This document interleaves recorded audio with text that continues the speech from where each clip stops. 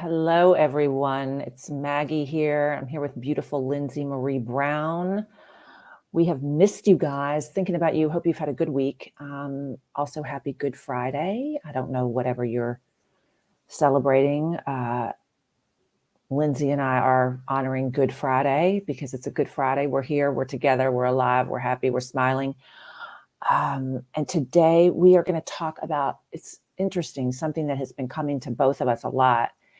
We're talking about being people pleasers and how that has played a role in our life, how it's still playing a role, how we can change it. And I have been following this incredible woman, Mel Robbins. Probably a lot of you know who she is. And she has posted, and one of the things that I love this week is she said, the shortest road to an unhappy life is living it in a way that makes other people happy but leaves you miserable. And it just really resonated with me. And for some reason this week in particular, so many things have been just coming at me. And there's a reason for that. We all know that there are no mistakes, but just choices that I've had to make. And I thought, this choice is not making me happy. Is it going to make the other person happy? And that's what I want to do, because I've grown up.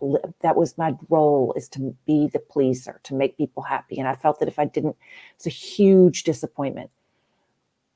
And now I'm shifting, pivoting, and thinking, hey, wait a minute, doing what's good for me. And that doesn't mean that I'm not still going to be a kind, gracious, good person. That doesn't make me a bad person. It's okay to take ownership and say, hey, that's not going to be great for me. Right. So Lyndsey, what I want to ask you is how have you felt this in your life? What are your thoughts on it?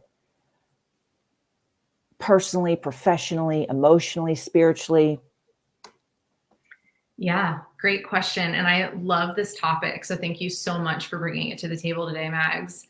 Because really for me, I started learning how to people please at a young age. And there was actually the expectation to please placed on me starting from a very young age. I personally believe that part of it is being a woman in society. I think women naturally tend to be kind of groomed in society to be people pleasers, to please your parents, to please your teachers, to please your partner, to please your friends, right? There's this element of fitting in that I feel like is that pressure is placed on girls and women specifically. But for me personally, this kind of started transpiring as being the youngest in my family. I have two brothers. I've probably talked about this before, but I have two brothers. So I'm the only daughter in my family. And my brothers are 12 and 14 years older than I am. So I am the baby by a landslide and the only girl. And so between my parents and my brothers, by the time I was like 4 years old, my brothers were going off to college. And my brothers at the time, really growing up with two teenage boys as a toddler, you know, my brothers were experimenting with all sorts of things, staying out late, getting into trouble, nothing major, but enough for me to feel in the home that I learned at a very young age that whatever my brothers do emotionally affects my parents. And so I started learning from a very young age what my brothers did that upset my parents when they got into arguments, right? Teenagers and parents, that's what they do. And from a very early age, I started seeing that and being like, okay, I can't do that because I don't want to make my parents feel that way. But also I was being a toddler, I was the one that could divert my parents' attention from being upset with my brothers to being happy with me, or I could divert my brother's attention from being angry at my parents to playing with me. And it was, I could sense that I had that sort of effect on people because I was a kid, right? So that's kind of where it started for me. And as I got older, I don't think it really clicked how much I learned to people please really until college and my very early 20s. And it's actually something that I really accepted once I started therapy. So it was something we identified in therapy that I had learned to people please. And I did it in very small ways. I've always considered myself to be someone that's very strong willed. I have a lot of self love, and I've always taken special interest in my own self-care and health and well-being. But there are so many ways that I would sacrifice what I wanted for the benefit of someone else to my detriment. So I've done a lot of healing in this area, which is the exciting part, but it does still show up in my life in the sneakiest of ways. And now I'm someone that has been working on being a recovering people pleaser, is the term that I use for myself. I'm a recovering people pleaser. It shows up in the smallest of ways. And one has been coming up for me, and I'll share it with you just really quickly. So a little over a week ago, I started a cleanse where I'm eating only fruits and vegetables. That's the cleanse. I can eat as much as I want as long as it's raw fruits and vegetables. So really eating raw, eating clean. And I noticed that when I started doing this, there's these thoughts that come up of like, oh, is my partner going to think I'm boring? Or like, is my partner going to be okay if I go on this cleanse? Because like, what are they going to do for dinner? Like, since are we not eating dinner together anymore? And then I thought, oh, I hope they don't feel any pressure to go on this cleanse with me, or like I'm judging them or something. Are you okay? Yeah, I just got scared. So I didn't think my husband was here, and he just walked in the room, and it scared me. I thought I didn't. Yeah, it was like, oh my God, sorry. I'm glad you're okay. Okay. Okay, beautiful. I saw you look over. I just wanted to make sure everything was good. Yeah, it's just him. But good. But yeah, I started noticing these little ways that I was thinking about what I'm doing for my health, my spiritual, mental, and physical well-being, how it's going to impact the people around me. Even to the point where I have a family member that's in town right now, and I thought, ooh, I better wrap up this cleanse before my family member is in town, because I know they're going to want to go out to dinner and like spend a lot of time together. And I don't want to inconvenience them by saying, I can't eat that. I can't do that. We can't go there, or I have to do something different. I just didn't want the pressure. And I identified that almost immediately. And my way of coping with my people pleasing is to have a sense of humor about it.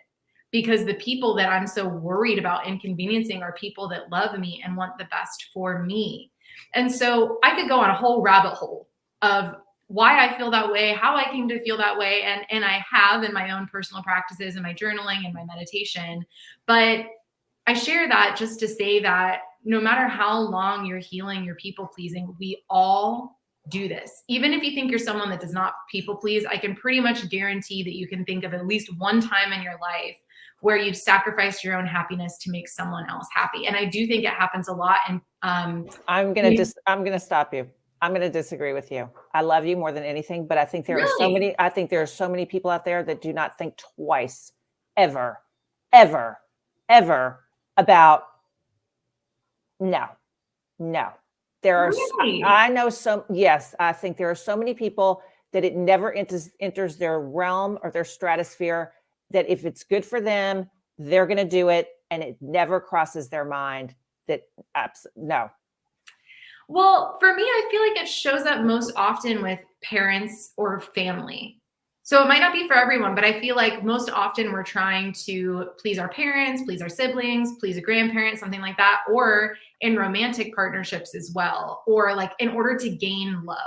Really, I think that's why people that are people pleasers, and and maybe there are some people that haven't experienced this, but that blows my mind, just because I feel like we all have ways of trying to gain love from others. And when we're not able to express what we need, or we're not confident in expressing, hey, I need love in this moment, we actually like sabotage ourselves to be like, well, maybe if I give up something of mine, this will make them happy and they'll give me love. Like if I just become a little bit smaller, or I inconvenience them less, or I don't say as much, right?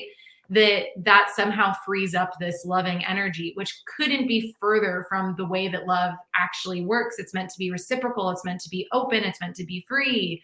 But I'd love to hear more of your thoughts on how you see people pleasing, how it shows up in your life, and also maybe even why you feel too that there are some people that maybe just don't have this at all. I'm fascinated by that idea. Well, don't you, I mean, and again, like I said, I'll speak for myself. Don't you feel that you have people around you that are, I just feel like I'm surrounded by a lot of people, not great people, but it wouldn't ever enter their realm to say, oh, that might, my point is they take themselves first and foremost. always. And if the other people in their life happen to fit in, that's okay, but only if it works for them. I mean, I don't know. I just see a lot of that in the world.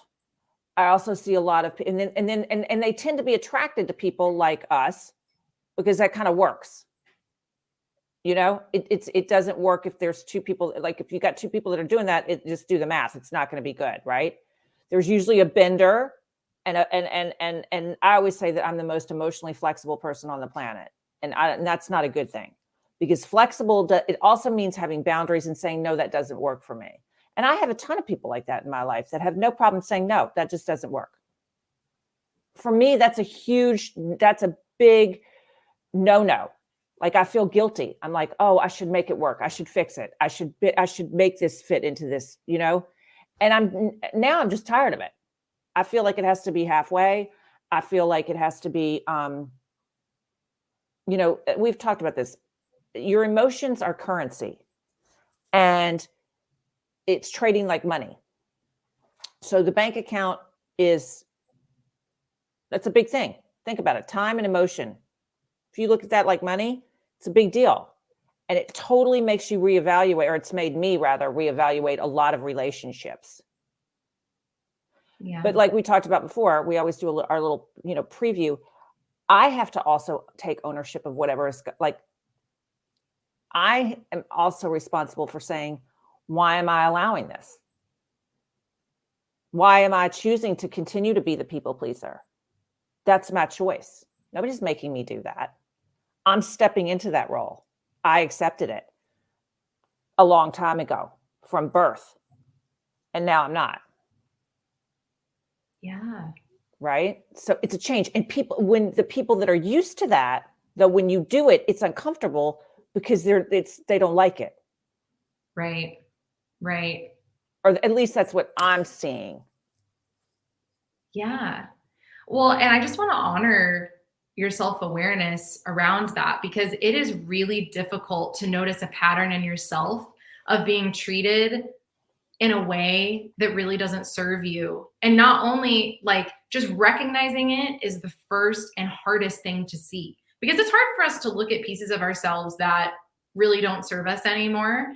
And, you know, I'm in the business of doing that. Like, I am the most over analytical. I have a moon in Virgo, which is why, but I'm very over analytical of my emotions, or can be sometimes, but it does lead to a lot of breakthroughs and is helpful in my job. So it's a part of myself that I've accepted. But what you're describing is actually reminding me of a time in my life a number of years back, where I felt the same way. And I did look around me, and it seemed like I was surrounded by people that cared more about themselves than they did for me. That's how I felt. That's a story that I started noticing as I was like, they care about themselves more than they care about me.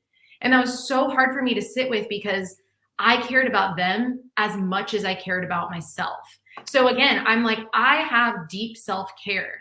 So the people that I love, I care about them as much as I care about me. And that's something that I had to start examining when I went to therapy, is like, how can I always put myself first, fill my own cup, and put people second? And that was difficult for me. And so I actually went through this period of time where I fell out of touch with a lot of relationships. And it's not that I didn't like these people. It's not that I didn't love these people. I just needed time and space to figure out how I felt without them, and to really think about how much these exchanges were giving back to me. And it wasn't these people's fault. I had agreed to this unequal energy exchange where I was giving more to them than I was receiving back. So it was up to me to take a step back and be like, wait a minute, this doesn't feel quite right. And around that time, my group went from being, I mean, I've always had a fairly close-knit group, but my group went from being this big to literally this big. And now the friends that I have that rejuvenate me, fill me up, and it feels like an equal energy exchange, I guess those are the people I'm thinking of when I'm thinking about my close relationships now. Like with you, for example, I know that we have the kind of relationship that is reciprocal, and I deeply care about you and you deeply care about me. So even if there was an argument, a place of contention, it would be easy for me to sit and listen to what you have to say because I know that you love me and it doesn't interfere with how I feel. We can agree to disagree, handshake, and still be besties, you know? And I feel that way with all of my close relationships, but it took me so much work to identify which relationships felt that way to me. Like I could look around and say, those people care about me almost as much as they care about themselves. And that's how it should be. I want the people around me to put themselves first because that gives me permission to put myself first. But that's the thing with relationships. How can we tell when the energy feels reciprocal, when it feels off? And I think it's such a nuanced thing. And so for me, I just had to start looking at my relationships differently, which is the main reason why I started therapy is I was like, I need to learn how to enter into healthy relationships without giving too much. And I thought I was broken. I was like, what's wrong with me that I can't shut my emotions off or like not get so emotionally invested? But actually, I just saw that I was around people that weren't open to receiving from anyone. I had a lot of friends that were lonely, that felt sad, that were dealing with their own anxiety and depression, felt lost. They felt shut down and closed off. And if they're closed off, then who am I to come in and try to like give them all of my love if they don't want it? It's just, it's energy sucking for me. It's giving it away. So that's something that I learned is I was like, okay, nothing is broken with me. I can learn to have better energetic boundaries for myself. I don't have to give and give and give in every single direction all the time. I get to identify the people that are ready to receive the love I have to give and then give me back love in the way that I want to be loved. And that takes a lot of communication. That takes a lot of patience. That takes a lot of trial and error to figure out the balance. But that journey has been very enriching for me and has definitely changed my relationships. Doesn't mean my people pleasing tendencies aren't there, but something I think about with Sean all the time is that when he catches me people pleasing and trying to please him, he'll just say, you're allowed to have an opinion. Like you're allowed to disagree. He'll just remind me like, you have the choice to like, it's okay if this isn't what you want. And it's like, oh, whoa, I didn't even realize I was people pleasing or like not saying something. Thank you for seeing me. And then reflecting it back to me that I was withholding something. And that's why I value our relationship so much. And I do the same for him. So what relationships exist in your life that do feel like a more even energy exchange? Or what kind of relationships do you notice yourself people pleasing less in? And is there an element, like, is it an element of safety that allows you to people please less? Or what do you think kind of the special sauce is or the formula to a relationship that allows you to kind of stand in your power? Well, I think that's the ultimate relationship for me is, and it happens to be with Chris, with, you know, the love of my life, my best friend, my partner, my just totally everything, because I'm allowed to be in a space that's always safe. Doesn't mean we're going to agree. We disagree a lot, but we do it in a respectful way. And we don't just, I said a lot, but we're allowed to each have an opinion and we fuss about it. You know, they're like, this is just a small, silly little thing, but I find this like, this is what for me talking about. So I have a huge issue with, like, I love seafood, right? But I'm super picky about it. And to the point, like with shrimp, I cannot stand if it's like undercooked or it has the slightest smell or it's got to be absolute perfection.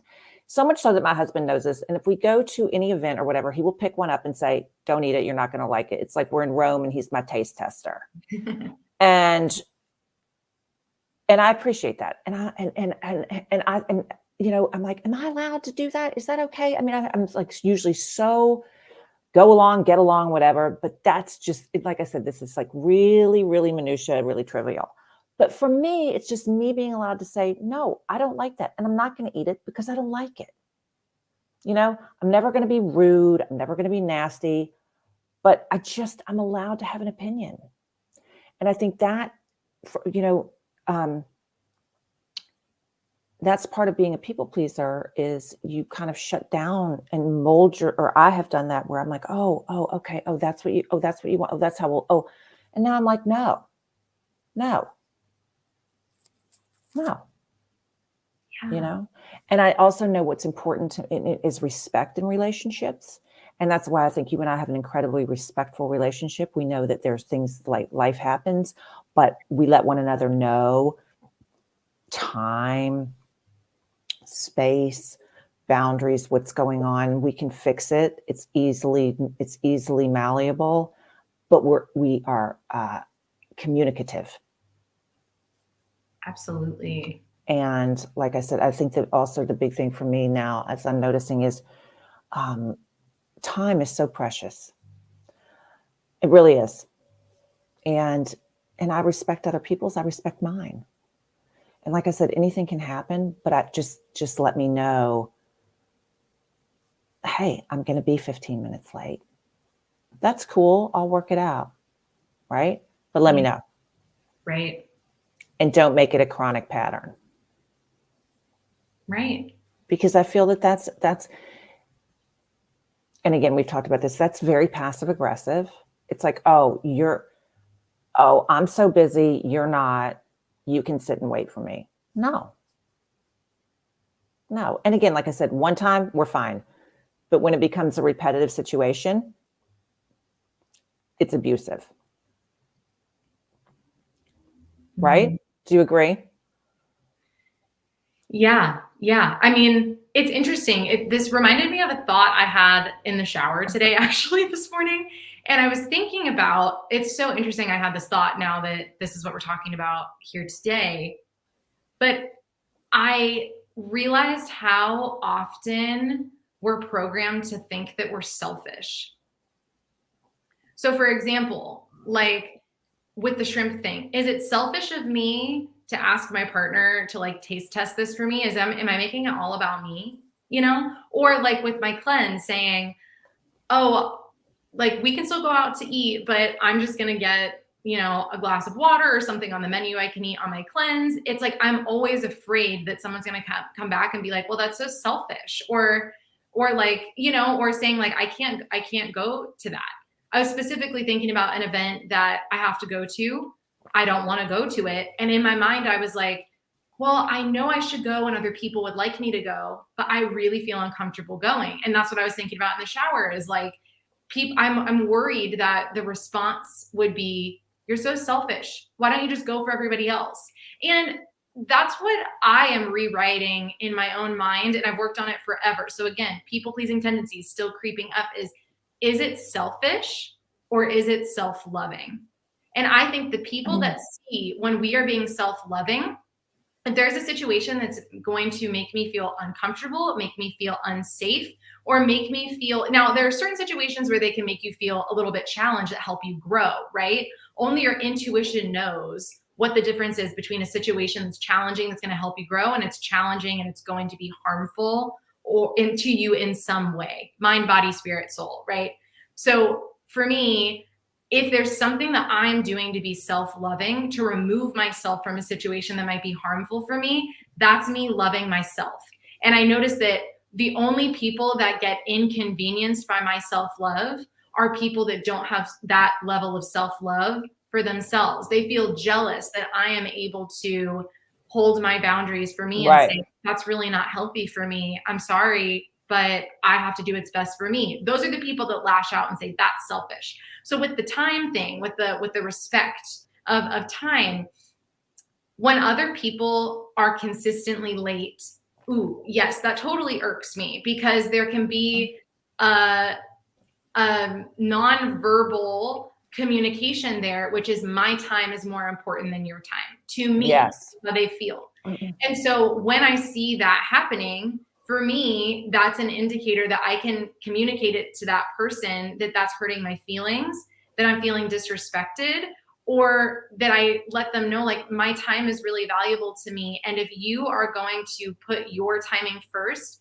then I just want to let you know that next time we decide to meet, I'm going to have to put my timing first as well. So Maybe it's like, I'm not going to move things out of my schedule to fit someone in if they're consistently late, because I know they would do that. So again, sometimes I look to those people and I think, wow, if they're putting themselves first, it gives me permission to do the same. And it almost gives me a little bit of confidence to set those boundaries and say, like, maybe we get together a little bit less often. And I can choose to communicate that to them, or it can just be an energetic boundary in myself where I'm like, okay, note to self, this person is usually late. So how much effort do I really want to spend meeting up with them today, right now? And it'll be different, time to time. But just something I was thinking about with that specific example is, how is that person's habit a reflection of my own like energy giving? Like, what would it say about me if I'm willing to meet up with people that are always late and don't respect my time? Exactly. That's back. Then you have to say, that's when you go back and say, hey, or I go back and say, you say, hey, note to self, Mags, this is, what are you, and this is a beautiful thing. Another Mel Robbins thing said that most people's behavior is an indicator of what's going on inside of them. And I totally believe that that's true. That doesn't mean that you have to accept the bad behavior. It is what's going on with them. And I'm sorry about that. But if they're lashing out at you or me or whatever, then it's my choice to say, you know what? I get it. You're in pain. You're having problems.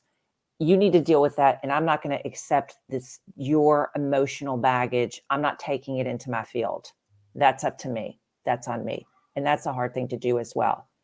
And Yes. It really is, because again, I don't want to offend anybody. I don't want to hurt anybody. I feel on some level, I don't know, I guess I have some kind of complex, whatever, but it's not been working. So it's got to, I'm just going to stop it, because clearly I just need to work on this and not, but yeah, I mean, and I know we were talking earlier, and I do think women particularly have it a lot, but I also feel that men have it as well.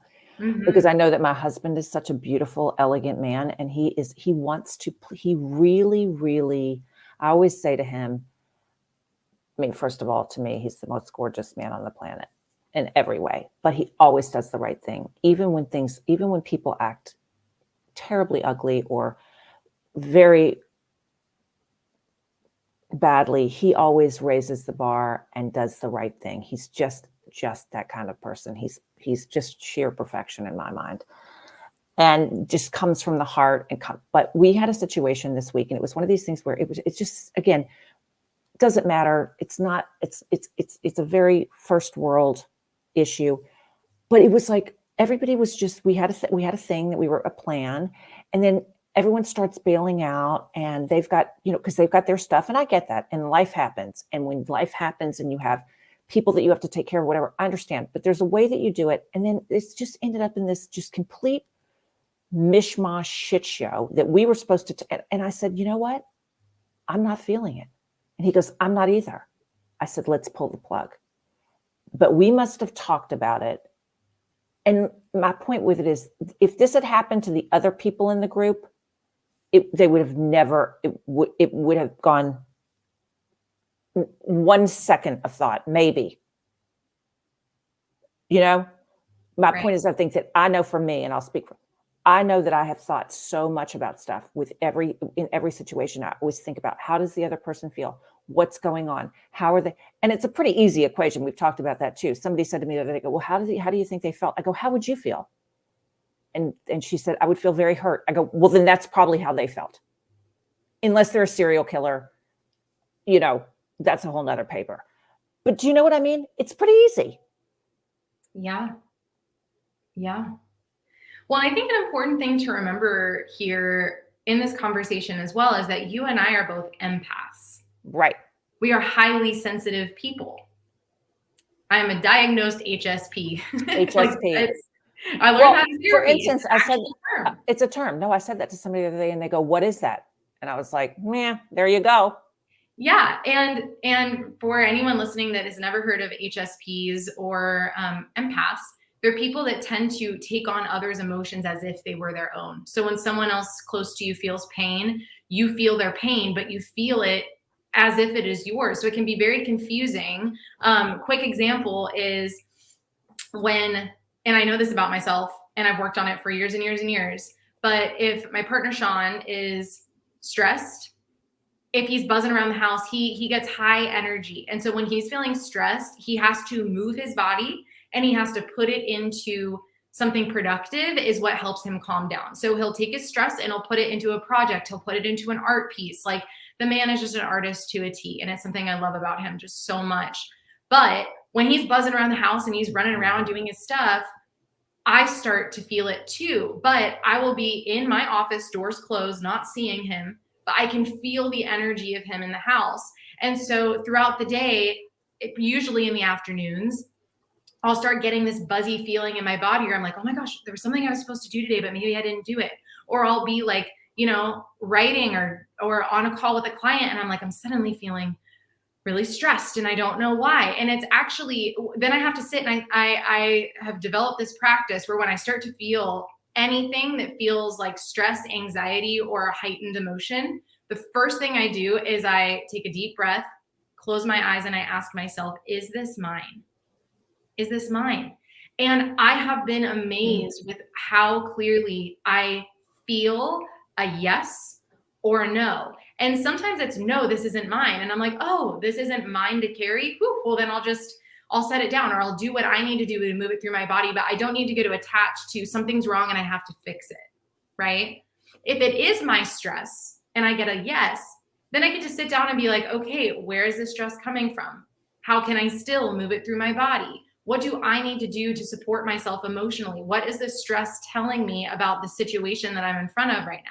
So it's a whole process that I walk through on my own, but using that example to say that a lot of times I will feel stress in my own body and try to identify what in my life is stressing me out today, instead of being like, Sean is stressed. I can feel his stress as if it's my own. And being able to like separate that it is a practice. That is exactly what it is. It takes coming to your emotions one after another, time after time, moment to moment, and asking yourself, is this mine? And that, to me, now I just do it so automatically. I get stressed and I'm like, oh, that's not mine. And then I just breathe it out, But a lot of highly sensitive people and empaths who haven't been taught ways to identify if it's theirs or not, just think everything is theirs. So oftentimes we are carrying the stress of ourselves, the stress of our close relationships, the stress of the news, the stress of anybody, the lady that checked our groceries out at the store, So there is a lot to it. And especially being a Reiki master and an energy healer, this is something I experience with clients all the time, even with people that don't consider themselves empaths or highly sensitive people. Sometimes you get that energetic debris in your field and it's just time to clear it out. So I thought that was an important point to bring in for both of us as well, is that I think one of the reasons why it feels so different for us is because we are highly sensitive. But I do think that this practice and this topic of people pleasing can apply to everyone everywhere. Because I'm sure everybody could take a little bit. Yeah. I mean, we're a little bit I'm way to the extreme working on it. But so another little example, and something, those of you guys, Lyndsey knows everything, but we haven't totally gone down the rabbit hole with this. I've had some major health issues. I've been in the hospital a lot. It's been very, very challenging, enlightening. But, a couple of weeks ago when I was in the hospital, I had a private room, and then I didn't because of overload, whatever. And this roommate came in and she was absolutely like atrocious on so many levels, just the way she was talking to people, just the noise level, the inconsideration. But I, of course, she was also extremely ill, and which I felt bad for, and I didn't. And my husband said, you don't have to tolerate this. This is unacceptable. We need to say something. And I'm like, but I don't want to hurt her feelings. And he's like, it's really not about her feelings. He's like, you're compromised. You've been through a massive thing, but I didn't want to make her feel bad. That's a problem. In the follow-up, going back, in an office, woman comes out sobbing her eyes out. I immediately start sobbing. Chris walks in. He's like, "What's wrong?" I'm like, I nothing. He's like, "You haven't even seen the doctor." I'm like, "But she's really upset." He's like, "Oh my God, really? Like, this is what we have to deal with?" So my point is, you can be concerned and empathic, but it can be to a point where it's not relevant. Yeah. Yeah. You can only take on so much. Absolutely. Absolutely. It's just amazing. You are not alone in feeling that way. Even though there are a lot of people that don't feel to that extent, you still are not alone in feeling that way. And empaths and highly sensitive people are my favorite people to work with, because those are the open-hearted, kind, generous people of the world that are here to heal others. They're natural healers, and you are a natural healer yourself. And so there are boundaries that we can learn, and there are practices for us to be able to reclaim our emotions as our own, and for us to be sovereign over them, and for us to Good be word. able to be self-loving over being self-sacrificing. But that is a pattern that is learned and is deeply embedded in our consciousness and our subconsciousness. And so it also takes patience, it takes tenderness, and it also takes self-forgiveness too, to say, hey, this deeply sensitive part of me, I know it's an inconvenience. I know other people might not understand it, but I love you. I love this part of myself, because it allows me to be hypersensitive to the entire world around me. And yes, it can be overwhelming sometimes, it can be burdensome, but also I see it all. I feel it all. Who else can get that experience, the full spectrum of emotion? And being able to turn it on and turn it off is a really beautiful skill to learn how to master. I also just want to point out it's 2:22 our time. And Yeah. 2:22 is actually an angel number that's all about relationships, healing, and finding the balance between loving yourself and loving others. And there is a balance there. And so it sounds like that balance is something that you are finding. And again, balance is a feeling on the inside. It's not a destination. There's not an equation to find the perfect balance, right? It's just what feels right to you. And so I'm really honoring your journey and finding this balance, Maggie, and I'm still finding it too. And I'd love to hear as well if anyone that's been listening to this today has any insight on their own sensitivity, their own empathy, or even some tips on how to kind of reclaim your sovereign emotions. Please go ahead and let us know in the comments. Again, we want our podcast to be a two-way conversation, and we care about hearing your perspective just as much as you are hearing all of our perspectives. So please leave it below in the comments, and I'm excited to continue this conversation moving forward. So I know that this is a beautiful place to wrap up today, but Maggie, do you have any final thoughts or anything you'd like to leave everyone with today? I would just say thank you guys for listening. Thanks for being with us in this space, and let's move forward in joy and love, and knowing that self-love doesn't mean that we're being selfish. Yes. So powerful. So powerful. I'm definitely going to carry that with me today. Again, that was along the same line as my shower thought today. So, the best thoughts always come in the shower. At least they do for me. I don't know what it is about water, but I'm just like a genius when I'm near a body of water. But also, we wanted to let you know too that we are going to start having guests here on our podcast. We are so, so excited about some of the incredible leaders, women, community changers that are going to be coming here to the space. So go ahead and click the subscribe button. If you'd like to see more of our videos, click the like button if you enjoyed watching this one today or listening. And we will be back with you guys so soon. Have a beautiful week. Take care of yourselves, and we love you.